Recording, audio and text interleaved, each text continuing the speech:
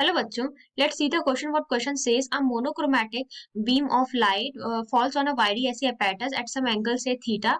A thin sheet of glass is inserted in front of the lower slit S2.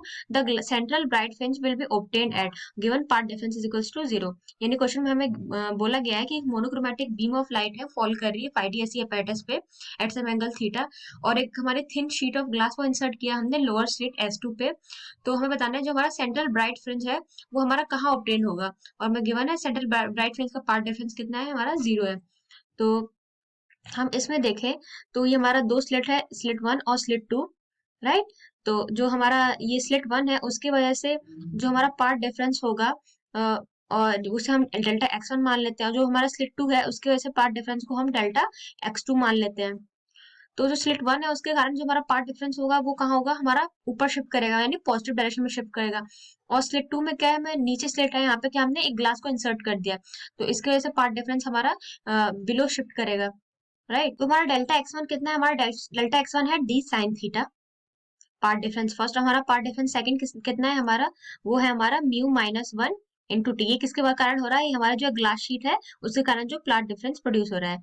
तो अगर इसमें क्या दिया है हमें कि पार्ट डिफरेंस क्या हो जा रहा है 0।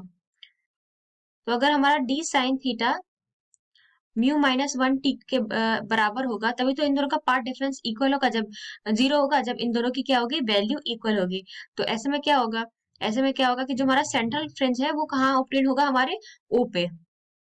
तो ऐसे में क्या होता है, हमारा central fringe obtain at O. और अगर क्या होगा, अगर हमारा D sine theta is greater than mu minus 1 t होगा, if D sine theta is greater than mu minus 1 t, तो जो हमारा सेंट्रल ब्राइट फ्रिंज होगा वो कहाँ शिफ्ट करेगा, ऊपर की तरफ यानी अबव ओ।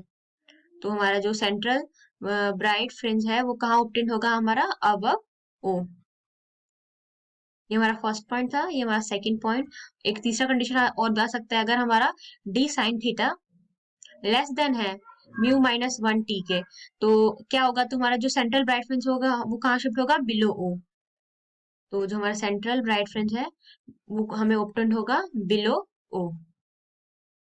इसका मतलब क्या है, इसका मतलब जो हमारा सेंट्रल ब्राइट फ्रिंज है वो हमारा मतलब कहीं भी हो सकता है depending on angle theta, thickness T और रिफ्रैक्टिव इंडेक्स म्यू। तो जो हमारा करेक्ट आंसर हो गया वो कौन सा हो गया, वो हो गया हमारा option B, anywhere depending on angle theta, thickness of plate T and refracting index of glass mu. I hope the concept is clear. Thank you.